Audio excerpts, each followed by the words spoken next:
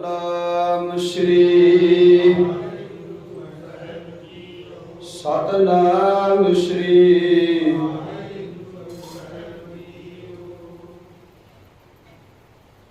सतगुरां ने कृपा करके अमृत की दात दी ते नाल ही सानू करतार ने पंज कक्के दे दिते जिदी प्रथाए भाई साहब भाई नंद लाल जी लिखते निशाने सिक्खी पंज हरफ काफ कि पंज जिहड़े गल कक्के वो मालक ने करतार ने बख्शिश कीते। हर गिजना बाश्त ई पंज माफ कड़ा कार दो काश कंगा विधान बिना केश खेच खस्ती जुमला निशान। कहते कि करतार ने सानू कड़ा कार दो कहते कृपान नू कंगा काश कहते कशहरे नू ते केस बिना केस जिहड़ा केस नहीं रखता वो भी किसी अर्थ नहीं है। जुमला निशान सब तो वड्डी निशानी का केस। सतगुरां ने सानू केस दिते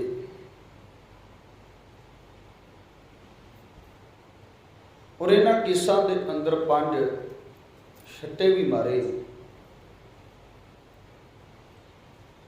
उसका कारण सी कि सिख अपना सीस ते कटवा सकता है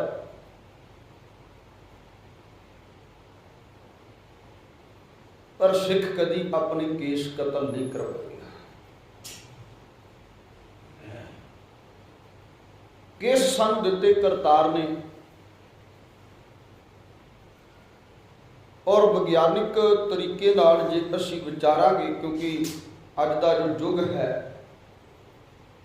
साइंस का युग है तो केस बहुत वड्डी महत्ता रखते हरेक मनुख के जीवन के अंदर है।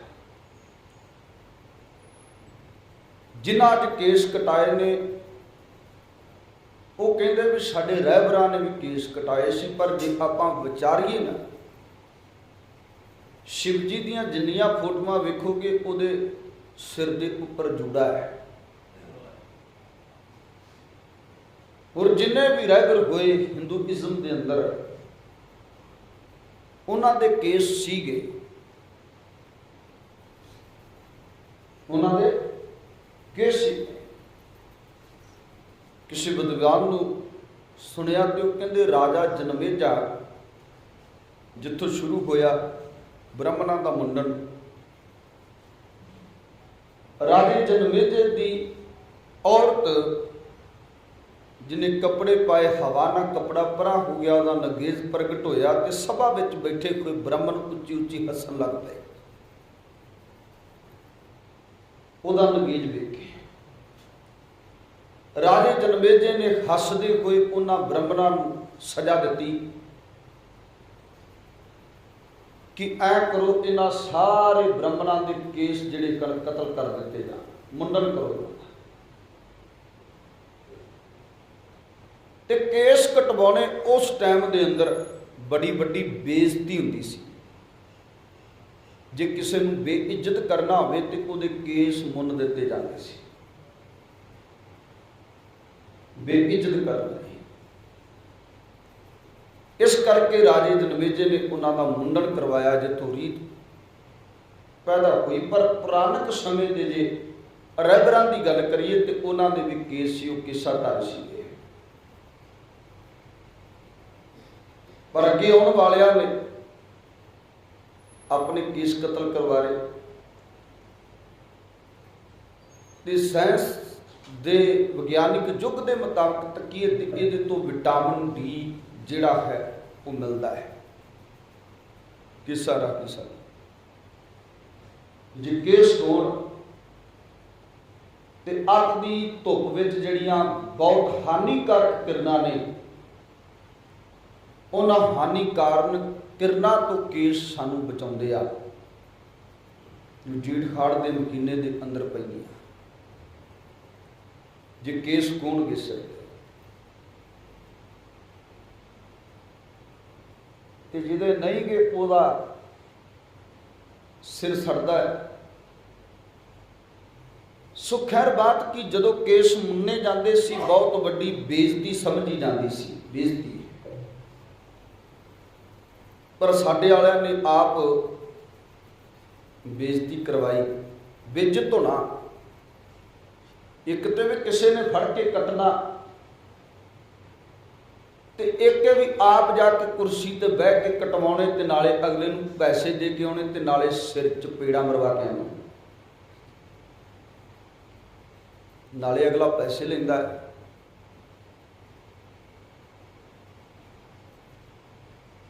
नाले अगला केस रखता है, जिहड़े कटदा डबल कमाई करता है। एक तो वो पैसे जिहड़े कट्टण दे के आया ते एक वो जिहड़े केस कटवाए वो भी अगला बेचदा उन्हां केसां नूं। एडी वड्डी बेपत्ती करदिआं सी अपने दिते हुए करतार नूं। नैचुरल तौर पर कोई भी बंदा अपने केस ना कटावे तो मैं कहना वो सिख होवेगा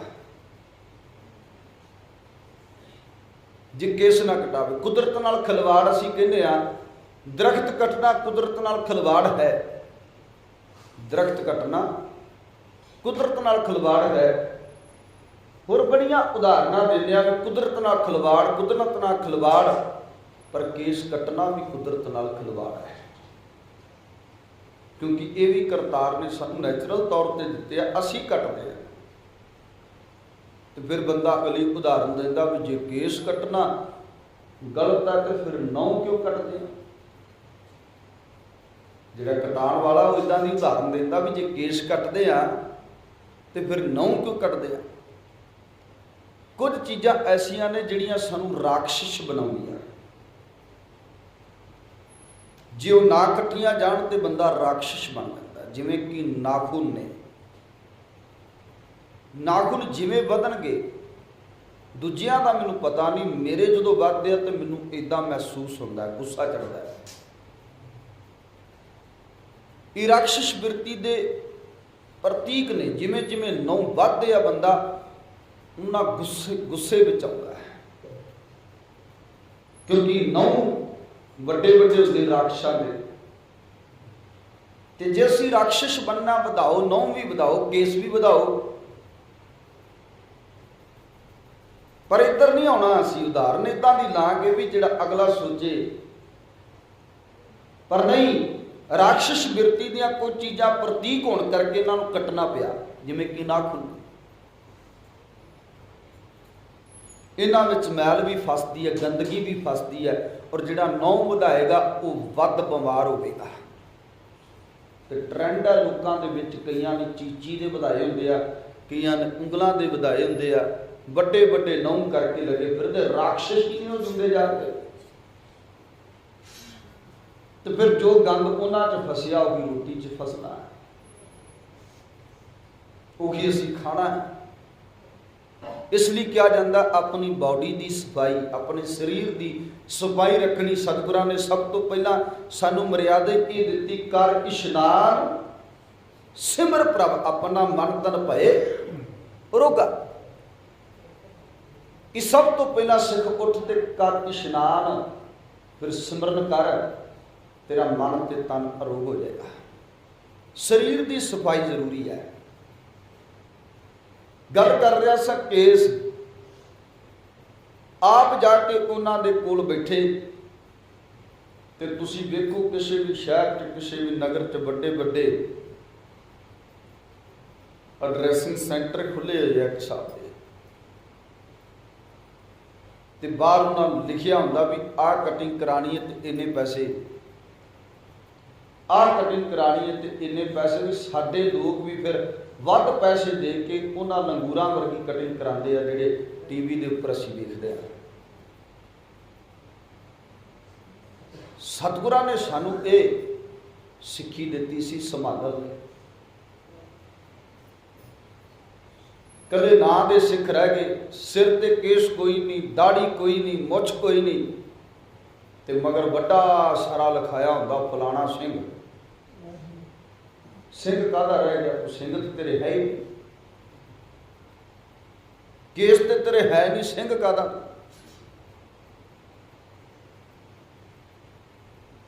ਇਸ ਲਈ ਸਤਿਗੁਰਾਂ ਨੇ ਸਾਨੂੰ ਕੇਸ ਦਿੱਤੇ ਸਨ। ਬੜੀ ਵੱਡੀ ਬੇਇੱਜ਼ਤੀ ਹੁੰਦੀ ਸੀ,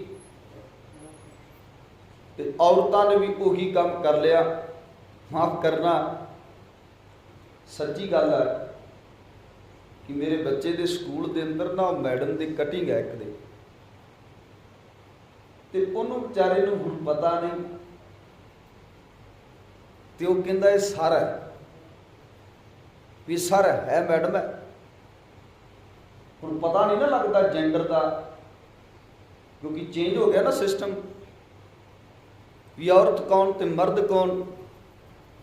ਬੰਦਿਆਂ ਵਰਗੀ ਕਟਿੰਗ ਉਹਦੀ, ਤੇ ਉਹ ਕਹਿੰਦਾ ਇਹ ਸਰ ਹੈ। ਤੇ ਜਦੋਂ ਉੱਥੇ ਖੜੇ ਸੀ ਉਹਨੇ ਉਹ ਜਿਹੜੀ ਬੁਲਾਉਣ ਵਾਲੀ ਸੀ ਸਾਹਮਣੇ ਐਂਟਰੀ ਤੇ, ਉਹ ਕਹਿੰਦੀ ਵੀ ਮੈਡਮ ਇੱਧਰ ਆਓ। ਜਿਹਨੇ ਉਹਦੇ ਮੈਡਮ ਕਿਹਾ ਮੈਂ ਸੁਣ ਲਿਆ, ਮੈਂ ਵੀ ਮੰਨਿਆ ਵੀ ਕਿਤੇ ਸਰ ਹੈ, ਕਿਉਂਕਿ ਉਹਦੀ ਕਟਿੰਗ ਸੀ ਤੇ ਪੈਂਟ ਕਮੀਜ਼ ਪਾਉਂਦੇ ਆ ਜਿੱਦਾਂ, ਤੇ ਪਤਾ ਨਹੀਂ ਸੀ ਲੱਗ ਰਿਹਾ ਵੀ ਮੈਡਮ ਇਹ ਕਿਸ ਸਰ ਹੈ। ਇੱਦਾਂ ਦੇ ਸਾਡਾ ਸਿਸਟਮ ਬਣ ਗਿਆ, ਕੋਈ ਪਤਾ ਹੀ ਨਹੀਂ ਲੱਗਦਾ ਔਰਤ ਕੌਣ ਹੈ ਤੇ ਮਰਦ ਕੌਣ ਹੈ। ਔਰਤਾਂ ਵੀ ਉੱਦਾਂ ਦੀ ਕਟਿੰਗ ਕਰਾਉਣੀ ਸ਼ੁਰੂ ਕਰ ਦਿੱਤੀ ਹੈ। ਬੰਦੇ ਤੇ ਕਰਾਉਂਦੇ ਸਨ, ਔਰਤਾਂ ਵੀ ਉੱਦਾਂ ਦੀਆਂ ਹੋ ਗਈਆਂ ਵੀ ਇੰਨੀ ਪੂਣੀ ਕਰਦੇ।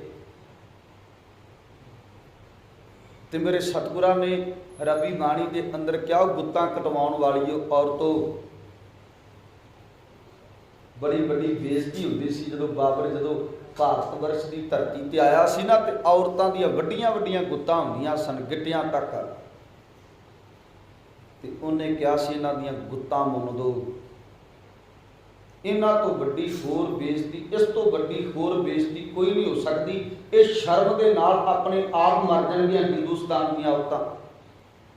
ਤੇ ਸੱਚ ਹੈ, ਰੱਬੀ ਬਾਣੀ 'ਚ ਲਿਖਿਆ ਗੁਰੂ ਨਾਨਕ ਸਾਹਿਬ ਨੇ, ਸ਼ੇਰ ਸਿਰ ਕਾਤੀ ਮੁੰਨੀਅਨ ਗਲ ਵਿੱਚ ਆਵੇ ਧੂੜ। ਕਹਿੰਦੇ ਉਹਨਾਂ ਦੀਆਂ ਗੁੱਤਾਂ ਫੜ ਕੇ ਕੈਂਚੀ ਨਾਲ ਮੁੰਨ ਦਿੱਤੀਆਂ ਗਈਆਂ, ਤੇ ਉਹ ਬੇਇੱਜ਼ਤ ਹੋ ਗਈਆਂ ਔਰਤਾਂ, ਬੇਇੱਜ਼ਤ। ਤੇ ਅੱਜ ਅਸੀਂ ਆਪ ਆਪਣੀ ਖੁਦ ਬੇਇੱਜ਼ਤੀ ਕਰਾਉਂਦੇ ਫਿਰਦੇ ਹਾਂ।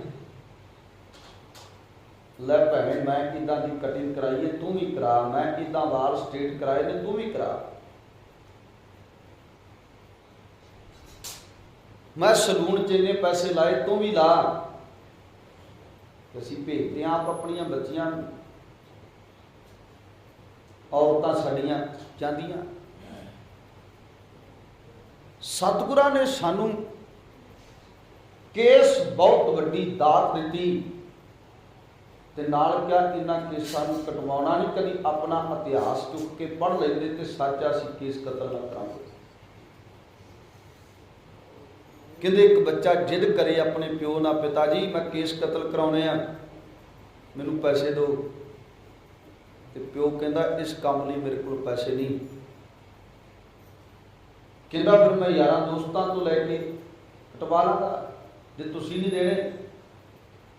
ਪਿਓ ਕਹਿੰਦਾ ਇਸ ਤਰੀਕੇ ਨਾਲ ਤੇ ਕੇਸ ਕਤਲ ਕਰਵਾ ਲੇਗਾ। ਉਹਨੇ ਸੋਚਿਆ, ਉਹ ਕਹਿੰਦਾ ਕੇਸ ਕਤਲ ਕਰਵਾ ਲਈ, ਕੋਈ ਗੱਲ ਨਹੀਂ, ਪਰ ਤੂੰ ਇੱਕ ਵਾਰੀ ਮੇਰੇ ਕਹਿਣ ਤੇ ਦਰਬਾਰ ਸਾਹਿਬ ਜਾ ਕੇ ਆ, ਜਿਹੜਾ ਉੱਥੇ ਅਜਾਇਬ ਘਰ ਹੈ ਨਾ, ਉਸ ਅਜਾਇਬ ਘਰ ਦੇ ਵਿੱਚ ਜ਼ਰੂਰ ਜਾ ਕੇ। ਕਹਿੰਦੇ ਉਹ ਬੱਚਾ ਗਿਆ, ਅਜਾਇਬ ਘਰ ਵਿੱਚ ਜਦੋਂ ਗਿਆ, ਉੱਥੇ ਭਾਈ ਤਾਰੂ ਸਿੰਘ ਦੀ ਫੋਟੋ ਕੋਲ ਖੜੋ ਗਿਆ। ਭਾਈ ਤਾਰੂ ਸਿੰਘ ਦੀ ਤਸਵੀਰ ਕੋਲ ਖਲੋਤਾ। ਉੱਥੇ ਇਹ ਇਤਿਹਾਸ ਲਿਖਿਆ ਪੜਿਆ ਕਿ ਇਹਨਾਂ ਕੇਸ ਕਤਲ ਨਹੀਂ ਸੀ ਕਰਵਾਏ, ਆਪਣਾ ਖੋਪਰ ਉਤਰਵਾ ਲਿਆ ਸੀ। ਇੰਨੇ ਪਿਆਰੇ ਸੀਗੇ ਕੇਸ ਭਾਈ ਤਾਰੂ ਸਿੰਘ ਨੂੰ। ਜਦੋਂ ਭਾਈ ਤਾਰੂ ਸਿੰਘ ਦੀ ਫੋਟੋ ਤੋਂ ਖਲੋ ਕੇ ਇਤਿਹਾਸ ਪੜ੍ਹਿਆ ਨਾ ਤੇ ਜਾਰੋ ਜਾਰ ਉੱਥੇ ਰੋਣ ਲੱਗ ਪਿਆ। ਘਰੇ ਆਇਆ, ਘਰੇ ਆ ਕੇ ਪਿਤਾ ਦੇ ਚਰਨਾਂ ਤੇ ਮੱਥਾ ਟੇਕ ਕੇ ਰੋਇਆ ਕਿ ਦੱਸ ਪਿਤਾ ਜੀ, ਮੇਰੀਆਂ ਅੱਜ ਅੱਖਾਂ ਖੁੱਲ ਗਈਆਂ ਨੇ, ਮੈਂ ਕਦੀ ਵੀ ਕੇਸ ਕਤਲ ਨਹੀਂ ਕਰਾਵਾਂਗਾ, ਕਦੀ ਵੀ ਕੇਸ ਕਤਲ ਨਹੀਂ। ਪਹਿਲੀ ਮੋਹਰ ਸਤਿਗੁਰਾਂ ਨੇ ਸਾਨੂੰ ਕੇਸ ਦੀ ਬਖਸ਼ੀ ਹੈ। ਕੇਸ ਹਰੇਕ ਸਿੱਖ ਦੇ ਹੋਣੇ ਜ਼ਰੂਰੀ ਨੇ, ਜਿਹੜੇ ਅੱਜ ਹੈ ਨਹੀਂ ਪੰਜਾਬ ਦੀ ਧਰਤੀ ਤੇ। ਭਈਆ ਕੌਣ ਹੈ ਤੇ ਸਿੱਖ ਕੌਣ ਹੈ, ਮਾਫ ਕਰਨਾ ਨਹੀਂ ਪਤਾ ਲੱਗਦਾ। ਦੂਜਾ ਕੌਣ ਹੈ, ਸਿੱਖ ਕੌਣ ਹੈ, ਨਹੀਂ ਪਤਾ ਲੱਗਦਾ। ਤੇ ਕੱਲ ਸੁਣ ਰਿਹਾ ਸਾਂ, ਕਹਿੰਦੇ ਵੀ ਸਾਡਾ ਮੁੰਡਾ ਬਾਹਰ ਨਿਕਲਿਆ ਏਅਰਪੋਰਟ ਤੋਂ ਤੇ ਉਹਦੇ ਸਿਰ ਤੇ ਦਸਤਾਰ ਸੀ, ਬਾਕੀ ਸਾਰੇ ਮੁੰਨੇ ਸਨ। ਤੇ ਮੈਂ ਕਿਹਾ ਇਹੀ ਤੇ ਗੱਲ ਸੀ ਕਲਗੀਧਰ ਪਾਤਸ਼ਾਹ ਦੀ, ਵੀ ਜੇ ਲੱਖ ਬੰਦਾ ਵੀ ਖੜਾ ਹੋਵੇਗਾ, ਮੇਰਾ ਖਾਲਸਾ ਕੱਲਾ ਦੂਰੋਂ ਪਹਿਚਾਣਿਆ ਜਾਵੇਗਾ ਜਿਹਦੇ ਸਿਰ ਦੇ ਉੱਪਰ ਸੋਹਣੀ ਦਸਤਾਰ ਹੋਵੇਗੀ, 5 ਕਕਾਰੀ ਵਰਦੀ ਹੋਵੇਗੀ। ਇਹ ਤਾਂ ਨਵੇਕਲਾਪਨ ਸੀ ਜਿਹੜਾ ਅਸੀਂ ਕਹਿ ਦਿੱਤਾ ਵੀ ਨਹੀਂ ਜੀ ਇਹ ਸਿੱਖ ਕੋਈ ਵੱਖਰੀ ਕੌਮ ਨਹੀਂ ਹੈ। ਇਹ ਨਵੇਕਲਾਪਨ ਦਿੱਤਾ ਸਤਿਗੁਰਾਂ ਨੇ, ਕੇਸ ਦਿੱਤੇ ਆ, ਪਰ ਅਸੀਂ ਕਹਿੰਦੇ ਹਾਂ ਦਾੜੀ ਰੱਖ ਕੇ ਅਸੀਂ ਸੋਹਣੇ ਨਹੀਂ ਲੱਗਦੇ, ਕੇਸ ਰੱਖ ਕੇ ਅਸੀਂ ਸੋਹਣੇ ਨਹੀਂ ਲੱਗਦੇ। ਕਦੀ ਆਪਣਾ ਇਤਿਹਾਸ ਚੁੱਕ ਕੇ ਵੇਖੋ, ਕੇਸਾਂ ਦਾੜੀਆਂ ਵਾਲਿਆਂ ਨੇ ਵੱਡੇ ਵੱਡੇ ਮੁਕਾਮ ਹਾਸਲ ਕੀਤੇ ਆ। ਤੁਸੀਂ ਇੱਧਰ ਰਹਿ ਕੇ ਕਹਿੰਦੇ ਹੋ, ਕਦੀ ਉਧਰ ਵੇਖੋ ਖਾ ਸੱਜਣ ਸਿੰਘ ਵਰਗੇ ਸਿੱਖ ਨੇ, ਉਹ ਵੀ ਕੈਨੇਡਾ ਅਮਰੀਕਾ ਦੇ ਵਿੱਚ ਉਹਨਾਂ ਲੋਕਾਂ ਨੇ ਧੁੰਮਾਂ ਪਾਈਆਂ, ਕਦੀ ਕੇਸ ਕਤਲ ਨਹੀਂ ਕਰਾਏ, ਦਸਤਾਰ ਸਜਾਉਂਦੇ, ਗੋਰਿਆਂ 'ਚ ਰਹਿ ਕੇ। ਉਧਰ ਦੀ ਪੋਲੀਟੀਕਲ ਜੋ ਰਾਜਨੀਤੀ, ਉਹਦੇ ਵਿੱਚ ਉਹਨਾਂ ਦਾ ਰੁਤਬਾ ਕਿੱਡਾ ਵੱਡਾ ਹੈ, ਕਿੱਡੀਆਂ ਵੱਡੀਆਂ ਉਹਨਾਂ ਮੱਲਾਂ ਮਾਰੀਆਂ, ਪਰ ਅਸੀਂ ਆਪਣੇ ਇਤਿਹਾਸ ਨੂੰ ਪੜ੍ਹਿਆ ਹੀ ਕੋਈ। ਕਿਸ ਵਹਿਣ ਵਿੱਚ ਅਸੀਂ ਬਹਿ ਗਏ, ਜਿੱਦਾਂ ਦੇ ਸਭ ਤੋਂ ਵੱਧ ਗੰਦ ਸਾਡੇ ਪੰਜਾਬ ਦੀ ਧਰਤੀ ਤੇ ਕਲਾਕਾਰਾਂ ਨੇ ਪਾਇਆ। ਮੈਂ ਕਹਿਣ 'ਚ ਗੁਰੇਜ਼ ਨਹੀਂ ਕਰਾਂਗਾ, ਜਿਨ੍ਹਾਂ ਨੂੰ ਵੇਖ ਵੇਖ ਕੇ ਸਾਡੇ ਮੁੰਡਿਆਂ ਨੇ ਉੱਦਾਂ ਦੀਆਂ ਕਟੀਆਂ ਕਰਾਈਆਂ, ਉੱਦਾਂ ਦੀਆਂ ਗੱਡੀਆਂ ਰੱਖੀਆਂ, ਉੱਦਾਂ ਦਾ ਸਿਸਟਮ ਬਣਾ ਲਿਆ। ਤੇ ਕੁਝ ਚੰਗੇ ਗਾਉਣ ਵਾਲੇ ਵੀ ਨੇ ਜਿਨ੍ਹਾਂ ਨੇ ਇਹ ਵੀ ਕਿਹਾ ਵੀ ਇਹ ਜੱਟ ਨਹੀਂ ਜਿਹੜਾ ਜੱਟ ਤੁਸੀਂ ਵਿਖਾਉਂਦੇ ਫਿਰਦੇ ਹੋ, ਜੱਟ ਤੇ ਸਲਫਾਸ ਕਰ ਰਿਹਾ, ਜੱਟ ਤੇ ਫਾਹ ਲੈ ਰਿਹਾ।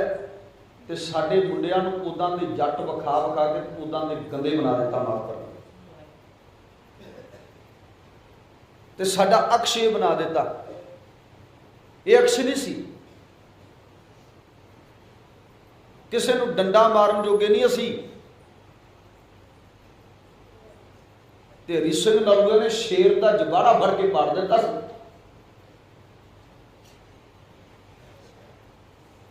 ਨਹੀਂ ਆ ਨਾ ਜਾਨ ਸਾਡੇ ਸਰੀਰਾਂ 'ਚ, ਕਿਉਂ ਵੇਗੀ? ਕਿਉਂਕਿ ਨਸ ਨਸ ਤੇ ਟੀਕਿਆਂ ਨਾਲ ਬੰਨੀ, ਨਸ਼ਾ ਵੜ ਗਿਆ ਤੇ ਦੂਜਿਆਂ ਨੂੰ ਵੇਖ ਕੇ ਉਦਾਂ ਦੇ ਬਣ ਗਏ। ਜੇ ਆ ਮੋਹਰ ਸਿਰ ਤੇ ਹੁੰਦੀ ਤੇ ਮਾੜਾ ਮੋਟੀ ਸ਼ਰਮ ਹੁੰਦੀ ਕਿ ਮੇਰੇ ਦਾੜੀ ਹੈ, ਮੈਂ ਦਸਤਾਰ ਧਾਰੀ ਆ, ਮੈਂ ਕੇਸ ਰੱਖੇ ਹੋਏ ਆ, ਮੈਂ ਨਸ਼ਾ ਨਹੀਂ ਕਰਨਾ। ਲੋਕ ਕੀ ਕਹਿਣਗੇ? ਸਰੂਪ ਗੁਰੂ ਗੋਬਿੰਦ ਸਿੰਘ ਮਹਾਰਾਜ ਵਾਲਾ, ਉਹਦਾ ਤੇ ਘੋੜਾ ਵੀ ਤੰਬਾਕੂ ਦੇ ਖੇਤ ਵਿੱਚ ਨਹੀਂ ਸੀ ਵੜਿਆ, ਤੇ ਮੈਂ ਕੀ ਕਰਦਾ? ਸ਼ਰਮ ਆਉਂਦੀ, ਪਰ ਸ਼ਰਮ ਆਉਂਦੀ ਤਾਂ ਜੇ ਕੇਸ ਰੱਖੇ। ਸੋ ਖੈਰ ਬਾਤ, ਪਹਿਲੀ ਮੋਹਰ ਸਾਨੂੰ ਸਤਿਗੁਰਾਂ ਨੇ ਕੇਸਾਂ ਦੀ ਦਿੱਤੀ ਹੈ। ਦੂਜੀ ਸਤਿਗੁਰਾਂ ਨੇ ਸਾਨੂੰ ਕਿਰਪਾਨ ਦਿੱਤੀ। ਕਿਰਪਾਨ ਦਾ ਮਤਲਬ ਹੁੰਦਾ ਕਿਰ ਪਲੱਸ ਆਣ, ਭਾਵ ਕਿ ਕਿਰਪਾ ਕਰਨ ਵਾਲੀ। ਕਿਰਪਾਨ ਕਿਰਪਾ ਕਰਨ ਵਾਲੀ ਹੈ, ਕਿਰਪਾਨ ਕੋਈ ਕਿਸੇ ਨੂੰ ਮਾਰਨ ਵਾਲੀ ਨਹੀਂ ਹੈ। ਕਿਰਪਾਨ ਮਜ਼ਲੂਮ ਦੀ ਰਾਖੀ ਵਾਸਤੇ ਦਿੱਤੀ ਸਤਿਗੁਰਾਂ ਨੇ ਸਾਨੂੰ, ਕਿ ਤੇਰੇ ਕੋਲ ਕਿਰਪਾਨ ਹੋਵੇ, ਕਿਸੇ ਮਜ਼ਲੂਮ ਤੇ ਜ਼ੁਲਮ ਹੁੰਦਾ ਹੋਵੇ ਤੇ ਤੂੰ ਉਹਦੀ ਇੱਜ਼ਤ ਬਚਾਉਣ ਦੇ ਲਈ ਕਿਰਪਾ ਕਰ ਸਕੇ ਉਹਦੇ ਤੇ। ਕਿਰਪਾਨ ਦਾ ਮਤਲਬ ਹੈ ਕਿਰਪਾ ਕਰਨਾ। ਕਿ ਕੋਈ ਮਜ਼ਲੂਮ ਤੇ ਜ਼ੁਲਮ ਕਰ ਰਿਹਾ ਤੇ ਤੂੰ ਤਲਵਾਰ ਕੱਢ ਕੇ ਡਟ ਕੇ ਮੁਕਾਬਲਾ ਕਰ ਰਿਹਾ ਤੇ ਉਸ ਮਜ਼ਲੂਮ ਦੀ ਇੱਜ਼ਤ ਬਚਾ ਦੇਣਾ ਹੈ, ਇਦੋਂ ਵੱਡੀ ਕਿਰਪਾ ਕੀ ਹੋ ਸਕਦੀ ਹੈ। ਇਸ ਲਈ ਸਾਨੂੰ ਕਿਰਪਾਨ ਦਿੱਤੀ ਕਿਰਪਾ ਕਰਨ ਵਾਸਤੇ। ਜਿਨ੍ਹਾਂ ਕੋਲ ਕਿਰਪਾਨ ਸੀ ਉਹਨਾਂ ਨੇ ਭਾਰਤ ਤੇ ਆ ਕੇ ਰਾਜ ਕੀਤਾ, ਭਾਰਤ ਤੇ ਆ ਕੇ, ਕਿਉਂਕਿ ਸਾਡੇ ਵਾਲਿਆਂ ਕੋਲ ਕਿਰਪਾਨ ਨਹੀਂ ਸੀ। ਇਹ ਤੇ ਕਰਦ ਪਕੜਨ ਤੋਂ ਵੀ ਡਰਦੇ ਸਨ।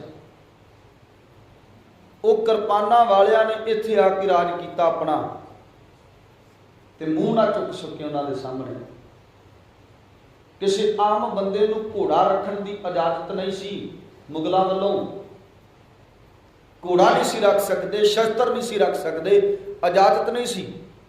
ਪਰ ਕਲਗੀਧਰ ਪਾਤਸ਼ਾਹ ਨੇ ਸ਼ਸਤਰਧਾਰੀ ਕੌਮ ਸਜਾ ਦਿੱਤੀ। ਮੇਰਾ ਸਿੱਖ ਸੰਤ ਵੀ ਹੋਵੇਗਾ ਤੇ ਸਿਪਾਹੀ ਵੀ ਹੋਵੇਗਾ। ਜੇ ਕੱਲਾ ਸੰਤ ਰਹਿ ਗਿਆ ਤੇ ਇਹਦਾ ਗਲਾ ਵੱਢਣ ਲੱਗਿਆ ਅਗਲਿਆਂ ਨੇ ਢੇਰ ਨਹੀਂ ਲਾਉਣੀ। ਜੇ ਨਾਲ ਸਿਪਾਹੀ ਹੋਵੇਗਾ ਤੇ ਕਿਸੇ ਦੀ ਯੁਰਤ ਨਹੀਂ ਹੋਵੇਗੀ ਆ ਕੇ ਕੋਈ ਸਾਡੇ ਸਾਹਮਣੇ ਖਲੋਦਾ ਹੈ। ਤੇ ਸੱਚ ਹੈ, ਜੇ ਕਲਗੀ ਵਾਲੇ ਪਾਤਸ਼ਾਹ ਨੇ ਕਿਹਾ ਨਾ 1.25 ਲੱਖ ਸੇ ਇੱਕ ਲੜਾਊਂ, ਤੇ ਇਹਦਾ ਵੀ ਸਪਿਰਟ ਭਰੀ। ਅੱਜ ਵੀ ਸਿੱਖ ਰੈਜੀਮੈਂਟ ਤੋਂ ਦੂਜੇ ਲੋਕ ਡਰਦੇ ਆ ਫੌਜ ਦੇ ਵਿੱਚ। ਔਰ ਸਭ ਤੋਂ ਅੱਗੇ ਟੁਕੜੀ ਜਿਹੜੀ ਹੁੰਦੀ ਆ ਸਿੱਖ ਰੈਜੀਮੈਂਟ ਦੀ ਹੁੰਦੀ ਹੈ। ਇਹ ਵੀ ਯਾਦ ਰੱਖਿਓ, ਬਾਕੀ ਸਾਰੇ ਪਿੱਛੇ ਹੀ ਹੁੰਦੇ ਆ।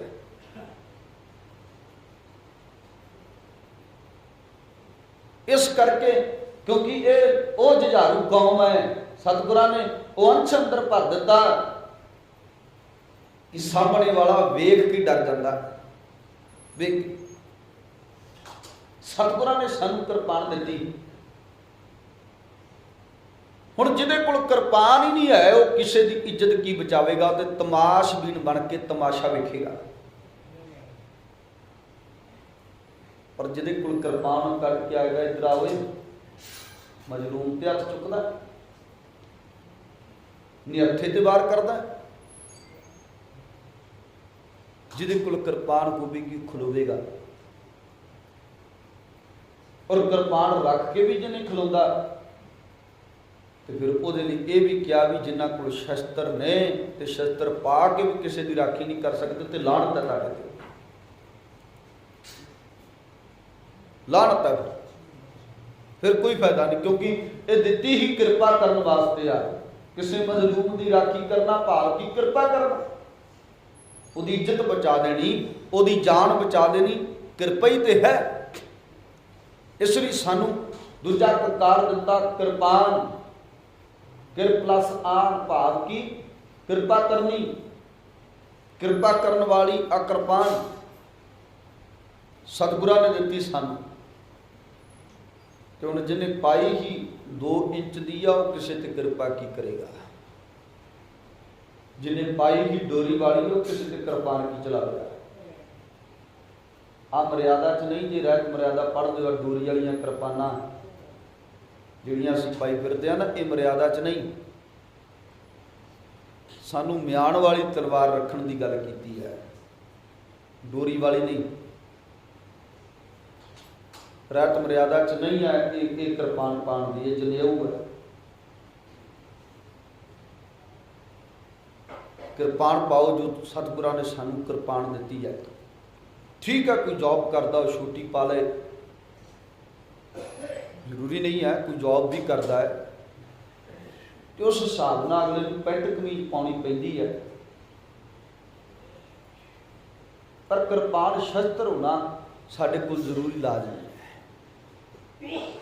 ਪਰ ਚੰਗਾ ਹੋਵੇ, ਇਹ ਨਹੀਂ ਵੀ ਛੋਟੀ ਕਿਰਪਾਨ ਵੀ ਮਾੜੀ ਹੋਵੇ ਤੇ ਜਿਹਨੂੰ ਜੰਗਾਲ ਲੱਗਾ ਹੋਵੇ। ਸੋਹਣੀ ਵਧੀਆ ਸ਼ਸਤਰ ਲਓ, ਵਧੀਆ।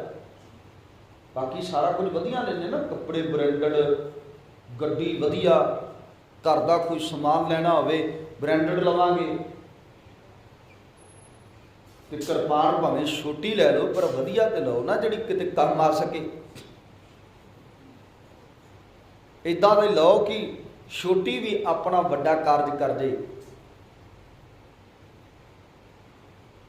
पर जदों लैनी उदा दी भी जी चले ना, सस्ती जी दही।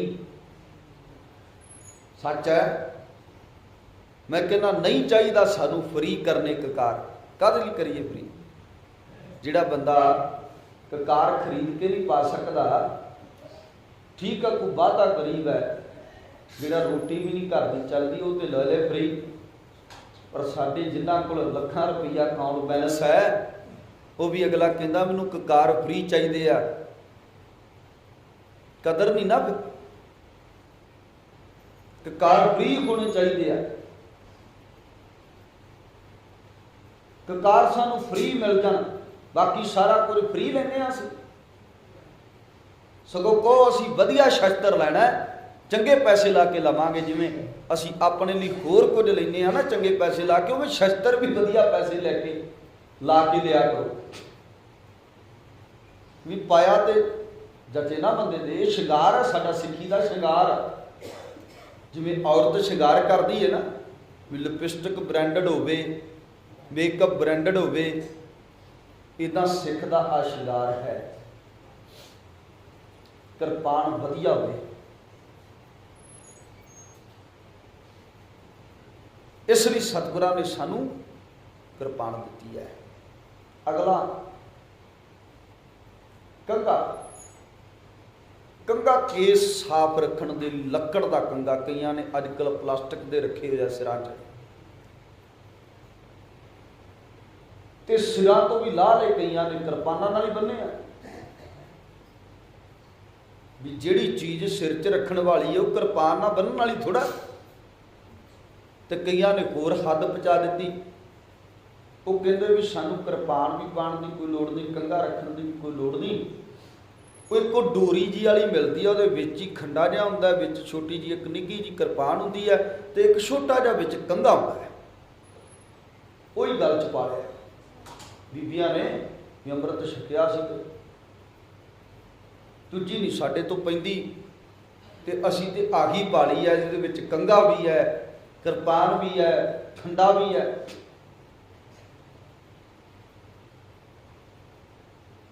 ये थोड़ा सी सानू मर्यादा च दस्सिया।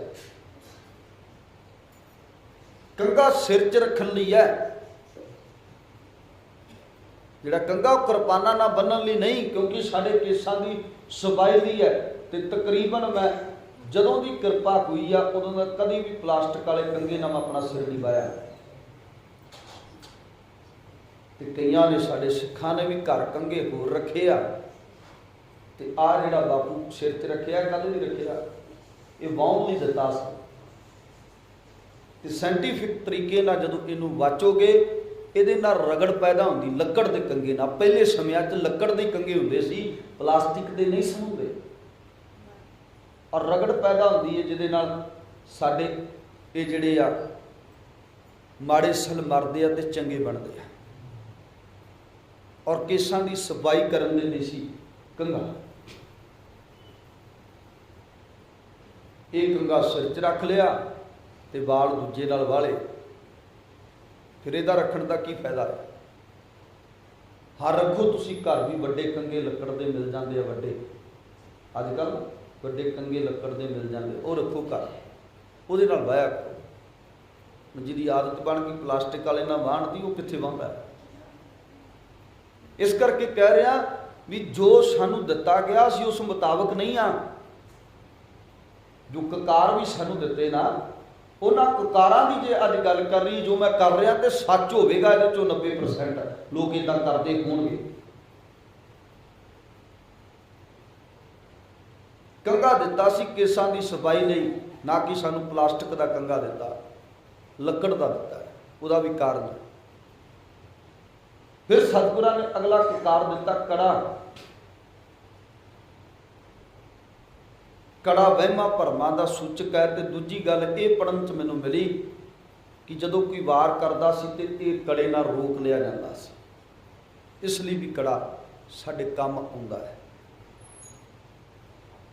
दूजा है वहम भरम दा सूचक है। कहंदे कलगीधर पातशाह दे दरबार में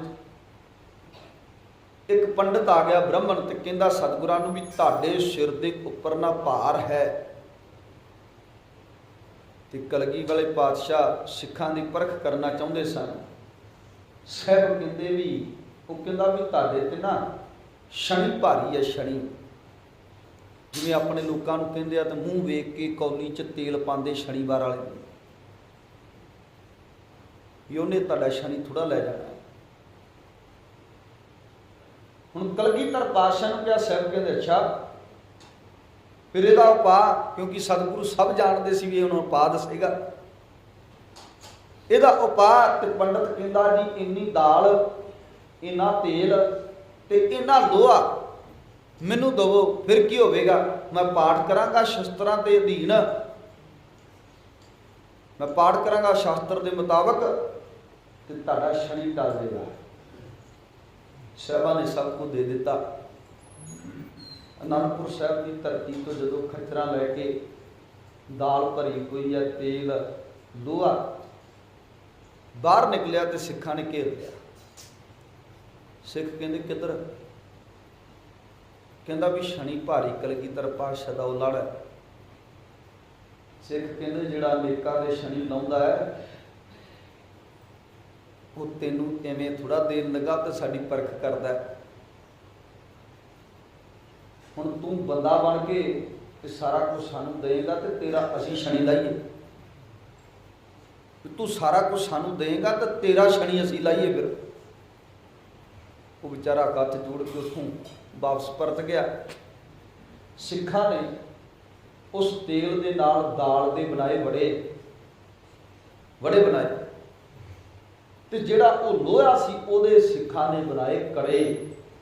ਜਿਹੜਾ ਸਾਨੂੰ ਕੜਾ ਮਿਲਿਆ ਨਾ, ਇਹ ਵਹਿਮਾਂ ਭਰਮਾਂ ਦਾ ਸੂਚਕ ਹੈ ਕਿ ਸਿੱਖ ਦੇ ਹੱਥ ਵਿੱਚ ਕੜਾ ਹੋਵੇਗਾ ਤੇ ਵਹਿਮ ਭਰਮ ਨਹੀਂ ਕਰੇਗਾ। ਕਿਉਂਕਿ ਇਹ ਵਹਿਮ ਪਾਇਆ ਸੀ ਨਾ, ਤੇ ਕਲਗੀਧਰ ਪਾਤਸ਼ਾਹ ਬੜੇ ਖੁਸ਼ ਹੋਏ। ਆਪਣੇ ਉਹਨਾਂ ਸਿੱਖਾਂ ਨੂੰ ਕਾਲਜੇ ਨਾਲ ਲਾਇਆ, ਕਲੇਜੇ ਨਾਲ ਲਾਇਆ। ਸਭ ਕਹਿੰਦੇ ਵਾਹ ਸਿੱਖੋ, ਮੈਂ ਪਰਖ ਕਰਨਾ ਚਾਹੁੰਦਾ ਸੀ, ਤੁਸੀਂ ਅੱਜ ਪਰਖ ਵਿੱਚ ਖੜੇ ਹੋ। ਇੱਦਾਂ ਦਾ ਖਾਲਸਾ ਸੀ ਸਤਿਗੁਰਾਂ ਦਾ। ਜਿਹੜੇ ਕੋਲ ਰਹਿੰਦੇ ਸਨ ਇੱਦਾਂ ਦੇ ਸਿੱਖ ਸਨ ਕਲਗੀਧਰ ਪਾਤਸ਼ਾਹ, ਜਿਹੜੇ ਏਡੇ ਸੂਝਵਾਨ ਸਨ। ਨਹੀਂ ਤੇ ਅਗਲਾ ਕਹਿੰਦਾ ਕਲਗੀਧਰ ਪਾਤਸ਼ਾਹ ਨੇ ਵੀ ਦਿੱਤੇ ਨੇ ਦਾਲ ਤੇ ਲੋਹਾ ਇੱਤ ਆਦਿਕ, ਚਲੋ ਆਪਾਂ ਵੀ ਸ਼ਨੀਵਾਰ ਵਾਲੇ ਨੂੰ ਦਿਆ ਕਰੀਏ। ਨਹੀਂ, ਇਹਨਾਂ ਵਹਿਮਾਂ ਚੋਂ ਕੱਢਣ ਦੇ ਲਈ ਸਤਿਗੁਰਾਂ ਨੇ ਕੌਤਕ ਖੇਡੇ, ਬੜੇ ਵੱਡੇ ਕੌਤਕ ਰਚਾਏ। ਸਤਿਗੁਰਾਂ ਸਿੱਖਾਂ ਦੀਆਂ ਪਰਖਾਂ ਵੀ ਇਸ ਤਰੀਕੇ ਨਾਲ ਲਈਆਂ ਗਈਆਂ। ਤੇ ਉਦੋਂ ਸਾਨੂੰ ਫਿਰ ਆ ਕੜਾ, ਕਲਗੀਧਰ ਪਾਤਸ਼ਾਹ ਕਹਿੰਦੇ ਕੋਲ ਇਹਦੇ ਨਾਲ ਕੜੇ ਬਣਾਓ ਲੋਹੇ ਦੇ ਤੇ ਸਾਰੀ ਸਿੱਖ ਕੌਮ ਨੂੰ ਵੰਡੋ ਕਿ ਅੱਜ ਤੋਂ ਬਾਅਦ ਹਰੇਕ ਸਿੱਖ ਦੇ ਹੱਥ ਵਿੱਚ, ਗੁੱਟ ਵਿੱਚ ਕੜਾ ਹੋਵੇ। ਮੈਂ ਬੜੇ ਹਿੰਦੂ ਵੀਰ ਵੇਖਿਆ ਜਿਨ੍ਹਾਂ ਦੇ ਹੱਥਾਂ ਵਿੱਚ ਕੜਾ ਹੁੰਦਾ ਹੈ। ਔਰ ਇਹ ਕੜਾ ਸਾਨੂੰ ਵਹਿਮਾਂ ਭਰਮਾਂ ਤੋਂ, ਕਰਮ ਕਾਂਡਾਂ ਤੋਂ ਰੋਕਦਾ ਵੀ ਕਰਮ ਕਾਂਡ ਵਹਿਮ ਭਰਮ ਨਹੀਂ ਕਰਨਾ। ਕਿਉਂ? ਕਿਉਂਕਿ ਤੇਰੇ ਹੱਥ ਵਿੱਚ ਕਲਗੀਧਰ ਪਾਤਸ਼ਾਹ ਦਾ ਦਿੱਤਾ ਹੋਇਆ ਕੜਾ ਹੈ। ਇਸ ਲਈ ਸਾਨੂੰ ਕੜਾ ਦਿੱਤਾ। ਅਗਲਾ ਕਕਾਰ ਹੈ ਕਸ਼ਹਿਰਾ। ਕੰਗਾ, ਪਹਿਲਾਂ ਕੇਸ, ਫਿਰ ਕੰਗਾ, ਕਿਰਪਾਨ ਤੇ ਕੜਾ ਤੇ ਕਸ਼ਹਿਰਾ ਜੋ ਜੱਤ ਸੱਤ ਦੀ ਨਿਸ਼ਾਨੀ ਹੈ ਕਿ ਇਹਦੇ ਨਾਲ ਸਾਡਾ ਜੱਤ ਸੱਤ ਕਾਇਮ ਰਹਿੰਦਾ ਹੈ। ਇਸ ਲਈ 5 ਦੇ 5 ਕਕਾਰ ਕਲਗੀਧਰ ਪਾਤਸ਼ਾਹ ਨੇ ਦੇ ਕੇ ਜੋ ਸਿੱਖ ਦੀ ਰਹਿਤ ਹੈ ਉਹ ਸਤਿਗੁਰਾਂ ਨੇ ਪੰਜਾਂ ਨੂੰ ਸਮਝਾਈ। 4 ਕੁਰੈਤਾਂ ਤੋਂ ਵਰਜਿਤ ਕੀਤਾ। ਇਸ ਕਤਲ ਕਰਨੇ, ਉਠਾ, ਤੰਬਾਕੂ ਇਤ ਆਦਿਕ ਨਸ਼ੇ ਦਾ ਸੇਵਨ ਕਰਨਾ, ਪਰ ਇਸਤਰੀ ਪਰ ਪੁਰਸ਼ ਦਾ ਸੰਗ ਕਰਨਾ, ਇਹ ਕੁਰੈਤਾਂ ਤੋਂ ਸਤਿਗੁਰਾਂ ਨੇ ਸੂਚਿਤ ਕੀਤਾ। तो त्यार पर त्यार खालसा से जाके मेरे सतगुਰਾਂ ने क्या, खालसा मेरो रूप है खास, खालसे में हाँ करो निवास। सतगुਰਾਂ ने अपना नवासा उस खालसे में कर देता। सतगुरु जी